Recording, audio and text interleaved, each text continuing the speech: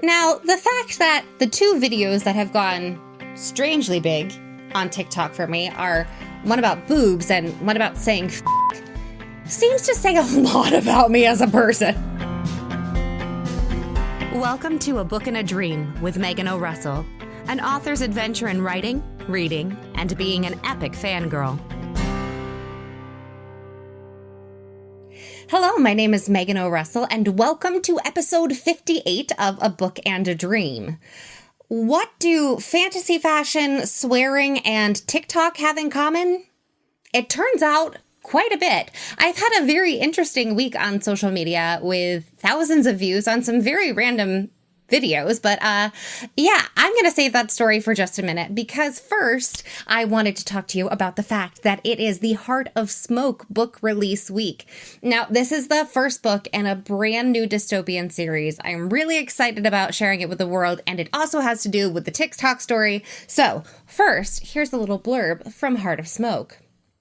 One will betray her, one will save her, one will destroy her world. Ooh. Do the work, steal the goods, keep her sister alive. A simple plan Lonnie has been clinging to. With the city burning around her and vampires hiding in the shadows, making it until morning is the best she can hope for. But order in the city is crumbling, and the thin safety that's kept Lonnie alive won't be enough to protect her family. The people who live in the glittering glass domes, lording over the city, safe from the dangers of the outside world, have grown tired of the factory filth marring their perfect apocalypse. When a new reign of chaos threatens her sister, Lonnie faces a horrible choice: accept the fate she was born to, or join the enemy she's sworn to destroy. Bwah, bwah, bwah. So that is the blurb for Heart of Smoke. You can kind of tell from the blurb, it's going to be a dark world. It's dystopian. It's going to be gritty. It's not like some happy, fluffy story. That leads us into the TikTok story. So because Heart of Smoke is a dystopian book, it is aimed at upper YA, there is some cursing in the book because people are dying. Bad things are happening. Sometimes it's appropriate to say words like shit or f*** when, death comes. I posted in an author group that I'm a part of being like, where's the line between cursing and too much cursing? Expecting people to be like, well, it's situational, or, you have to put a disclaimer on the bottom or something like that. And I did get some of that. I got some people being like, it's a dystopian, put in what you want, or teens are going to say way worse than you could ever think to write in a book, or just look at, about Alaska. As long as you're not doing that, you're doing okay. And I did get mostly that, but there were some people who were so mad that I'd even consider swearing in a YA book. Not a middle grade book, not a kid's book, a young adult novel, which is aimed at teens who go to high school, most of whom can drive. They're dating. They're watching TV. They have access to the internet. It's not like I'm stealing someone's innocence here. They've heard worse. They've read worse on the bathroom walls at school. Come on now, people. But there was so much anger about how I was destroying YA books by making them too mature, and how dare I? And so I've been on TikTok for a while. I've been starting to be a good author and use it regularly. And so I made a series of videos about the lessons that I learned from getting yelled at by all these authors about daring to put cursing in my novels. And one of the videos gained 15,000 some views. Now, in terms of viral, that's not a thing. That is nowhere near viral. That's just an odd number of views on a video, especially when you consider with platforms like Instagram and Facebook, it's really pay to play. If you're a business account on either of those things, I can only reach maybe a 20th of my audience at a time because they cap you and they want you to pay for reach. So if I actually want all of my Facebook followers on Facebook to see something, I have to give Facebook dollars or they won't let me do it. It's the same thing with Instagram. They will cap you. TikTok doesn't do it, so you have organic reach. And if people comment and like your videos, it can go as far as it wants to go and they don't mind. So 15,000 for $0 is clutch in the author world. Like, that does not happen on other platforms. You just can't do it because they will stop you from doing it deliberately. Yeah, I know. Not really cool, but that's how it works. So it got like 15,000 some views. Cool. So here is the video / the audio from that TikTok that got some attention.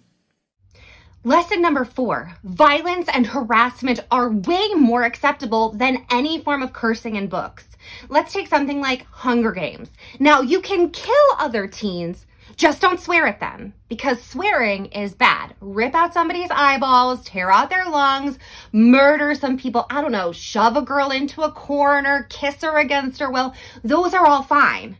Just don't you dare curse at anyone while you kill them.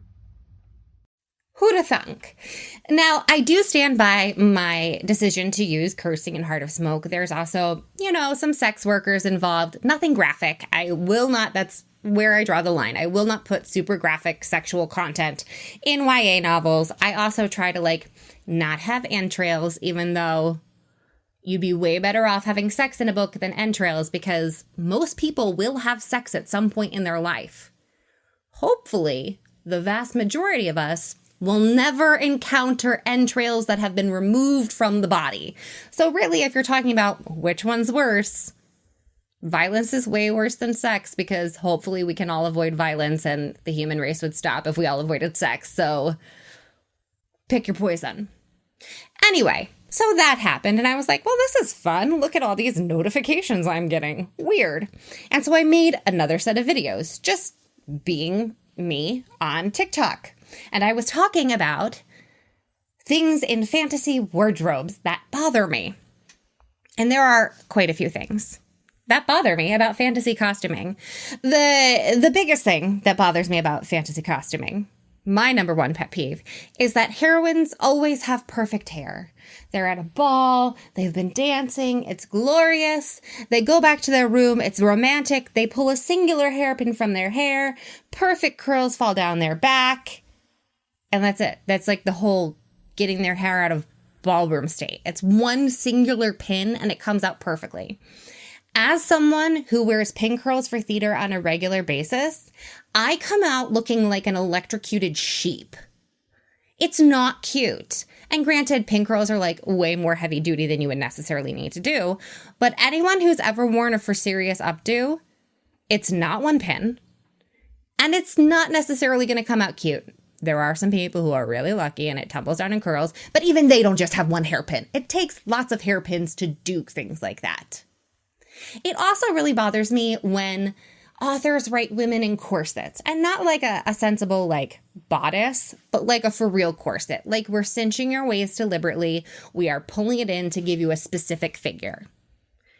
They write women being strapped into these corsets tight. It's like a plot point that it's tight. And then they have women running away and not passing out. As someone who has done a fairly extensive amount of living history, a lot of which involved wearing a corset that was pulled in to be cinched for a certain period look, if you're actually cinching your waist to be period appropriate, you're not going to run very far. It does, in fact, affect how well you can breathe once you're trying to get that shape. And so if you make a plot point of them cinching the waist and then you have her booking it from an evil villain, she's going to pass out. There is oxygen deprivation involved. You can't fill your lungs all the way to the bottom. You're going down, which is also my problem with heels in fantasy novels. We have women wearing stilettos. Oh, it's in Hollywood too. They do it in Hollywood too, where they have women wearing these 4-inch heels and then they're like, bad guy. And they're running away in the 4-inch heels. You're going to break an ankle. You're going to fall. You're going to die. Kick off the shoes, then run for your life. That was one of my favorite things in Black Panther when she took off her shoes before the car chase. Don't worry, that's not a spoiler. There were lots of exciting things. But watch, she takes off her shoes. It's brilliant because that's what a real woman should do, hopefully. If not, she's probably going to die because running in 4-inch heels is not really a thing unless it's your superpower. So all of those things went in videos on TikTok. And then I recorded one more. which is one of my bigger pet peeves, but you run into it less often in YA, which is usually where I'm reading. We don't usually describe bras that often in YA because usually there's like some kind of covering, or we're like being discreet about the fact that there's no covering. So we don't really talk like how much bosom coverage there is at all times. But sometimes you'll see a woman who is described as having an ample bosom. You'll see her in a little shift with nothing under it, and you'll see her running. These things do not logically track. It is just not possible. So this is the video about women's bosoms and running in fantasy that got a lot of views. Book fashion pet peeve. If you're going to describe a character as having an ample bosom, and then she's going to be in a negligee with nothing underneath, barely anything to cover her, she can't just run away. You can't run away with no bra on if you have an ample bosom. It doesn't work, even in fantasy realms. Now, the fact that the two videos that have gone strangely big on TikTok for me are one about boobs and one about saying seems to say a lot about me as a person. And where my niche might be as far as social media. So that's interesting. But it's also been very cool to explore the book and reading community on TikTok. So I have found in, trying to find readers and other book lovers, because I'm also a huge fiction junkie, obviously. Otherwise, I couldn't really write books, because why would I do that if I hated it? But anyway, so in doing those things, there are very different niches on Instagram and on Facebook. And one thing that I will say about TikTok is that they're a lot more likely to laugh, and they're a lot more likely to communicate. Even if the communicating is a like or an emoji in the comments or something like that, they are very eager to reach out, to agree, to say different things on your videos. So that is very cool. And I'm not a huge TikTok fan as like a user.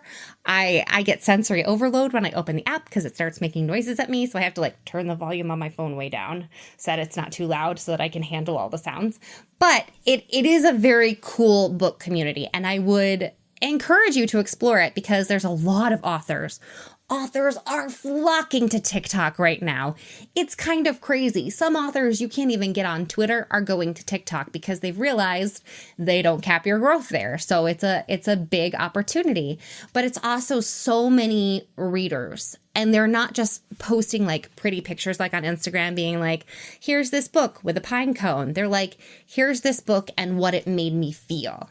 Here are these books that make me sob. Here are these books that make me angry. And so it's a lot of people's reaction to fiction, whether that reaction is, why is this person not saying when they're running from something? Or, no, breasts don't work like that. If you're above a B cup, you're not running for your life unless you're holding them up, because that's going to be painful. How are you? No, you need something. You need something there.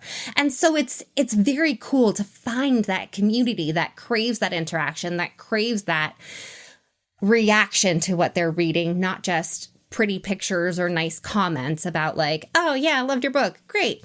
So I would encourage you to explore it.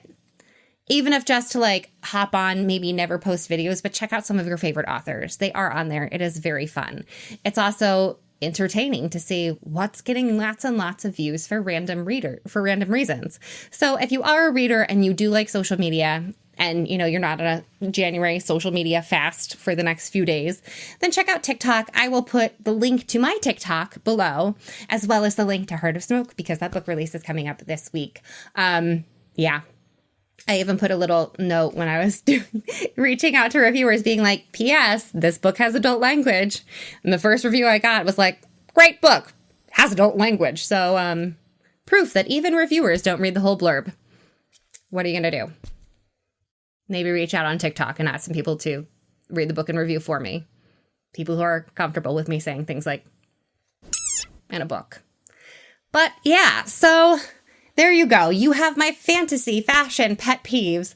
You have a great story about why TikTok is actually really fun for building a book community, and news about a book release coming up this week. Now, If you have strong opinions on cursing in books, please share it in the comments or send me a message on one of my social media sites. If you have strong opinions on fantasy fashion and you have other pet peeves you would like to share, please tell me. I want to know them all. What are your fantasy fashion pet peeves? My favorite fantasy fashion thing is when women actually get pockets that they can put things in. I think that's a great time. And I will see you next week after the Heart of Smoke book release. Have a great week.